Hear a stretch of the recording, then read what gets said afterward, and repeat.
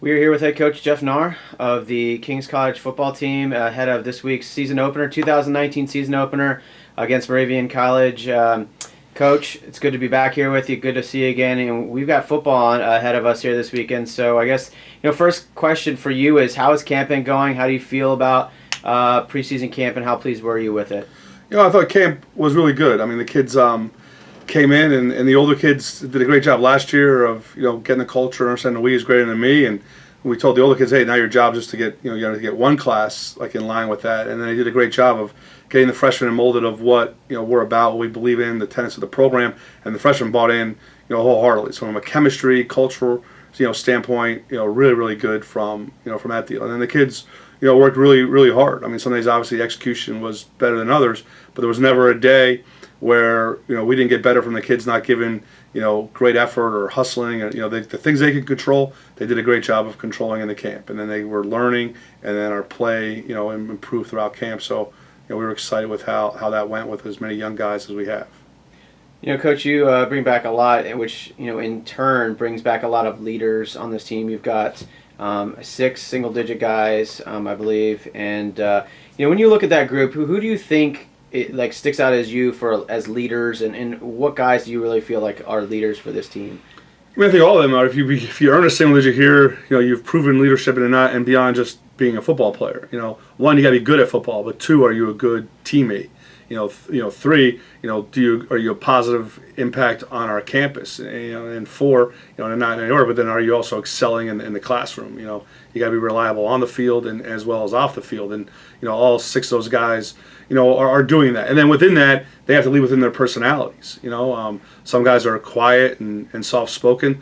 Other guys are a little bit, more outgoing and boisterous from there. So within their own style and personality, they lead. And then together, they can, make an impact there. And then the rest of the seniors and older kids and anyone who's playing, if you have the ability to impact change in one person, you could be a leader. So we talked about the whole team could lead each other, from there. But it starts with those 6 guys, and they got to make sure, with that single digit comes great responsibility that they got to be, showing the way on time, doing everything right from that deal, and then the others will follow. Along with doing that, that's half the battle. And then within their personality, develop leadership and hold their teammates accountable, and we've been seeing that.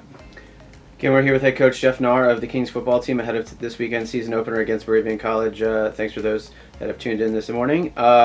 Coach, you look at your returning offense, you got a good group back, JD among others with Gabe and Timmy out wide. What are the impact do you see these returners having on your offense, and how important are they to that group? Well, I mean, they're very, they're important because we're breaking into quarterback, and no matter, what, I mean, you go as your quarterback goes. But it's nice to have toys under the tree, Christmas morning. So it's nice to, have those weapons, out there. It makes that job, playing quarterback, which is the hardest position in any sport to do. It makes it a little bit easier. He knows he's got people to get the ball to. He's just got to stay within the system, stay within himself, stay within the play, and he's got guys that can make things happen. So that's the key thing, having that returning there. Last year, breaking into quarterback, and JD was also our returning receiver. Our wide receivers, had like 4 catches between them. So it was a little bit of a more daunting, task. And then we have some good linemen, returning up front. I think 4 guys that have, had starts in the games, from that standpoint. So it's a nice, level of cover for the quarterback to be able to come in, and knows he's got good supporting cast around him, and that takes that pressure off. He doesn't have to be, the gunslinger. It doesn't, everything has to go through him, from there. But you kind of go where he goes, and then play complementary football within the offense. It'll help us there, and it's great to have, weapons so that a defense can't just say, hey, we take this guy out of the game. We've taken King's offense out of the game. They take him out of the game. Now those other guys got to step up, but they have the ability, the talent. They've proven that they can, and then it'll be their day to step up and make things happen. Coach, we've talked about this through camp, is your returners on defense and the impact guys that you have on that defensive unit this year. When you look at it from the defensive line all the way back, I mean, how excited are you about this group, and how much of an impact do you think that they can have? I mean, we're excited about our defense because, again, we're returning, I think, 9 guys that have spent time, starting, for us from there. And that's always key. And then the kind of way they ended, really the last 2 years, we've increased our sacks. Last year was the most sacks we've had. Our turnovers, I think we have 45 over the last 20 games. from there. So they've done a good job of doing the things we want, getting off the field on third down. And then when you got a veteran, crew come back, we're looking to build on that, from that deal and develop the depth, to play it. Because in today's, day and age, we go fast. Everyone's going fast. You got to play. You're too deep, across the board on all phases, especially on the defensive side. So those 9 guys out there, they're experienced, and hopefully they can come in and, if they can continue to, create turnovers, put people in long situations, get off the field, again, that's going to help, a young quarterback, making it, his way, especially in the early of the year. So we're counting on our defense to, to kind of, continue to take those steps and strides to, impose their will, on our opponents.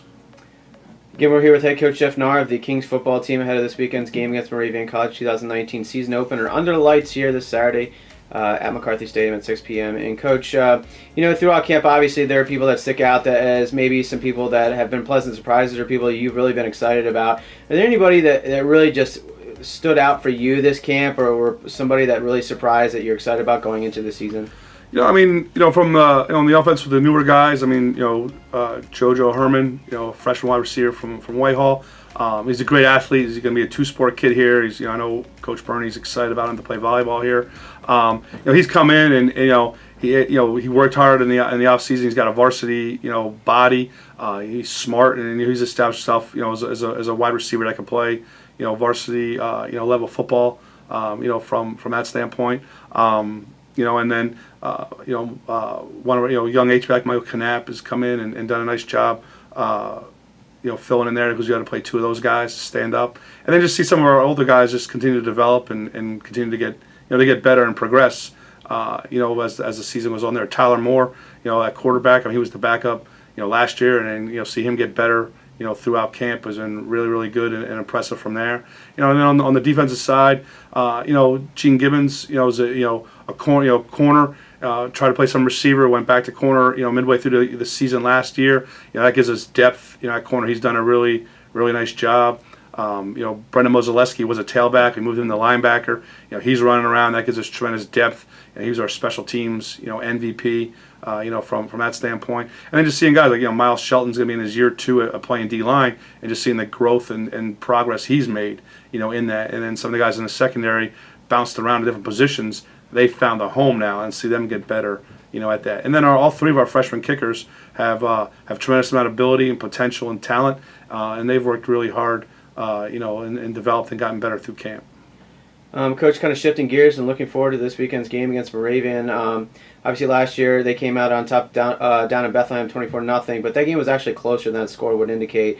What do you think that you guys? What about that game gave you a little bit of confidence going into this season? Do you think you can take anything out of that game and use it going into this weekend's contest? One of the things we always pride ourselves in trying to do when you get to the red zone, you got to finish. And last year Moravian finished in the red zone. We didn't. And then they were able to get some, breathing points from there. We want to be able to, kind of stop the run and run the football. And then, the one thing about Moravian is they're physical, a tough football team. They pride themselves in running the ball and stopping the run. And then last year they were able to, win the rushing battle, and then they did a pretty good job of stopping, the run, which for us offensively last year was, a priority. But that was where we had some experience coming back. We were very young on offense, but the experience was in the run game, and we wanted to establish the run, and we really didn't do a great job with that, and a lot of it is a credit to the defense that Moravian was doing from there. So some of the things that we know that are critical to winning that we learned through the year last year and got better at, we got to be able to come out in week 1 and be able to do that against an opponent that is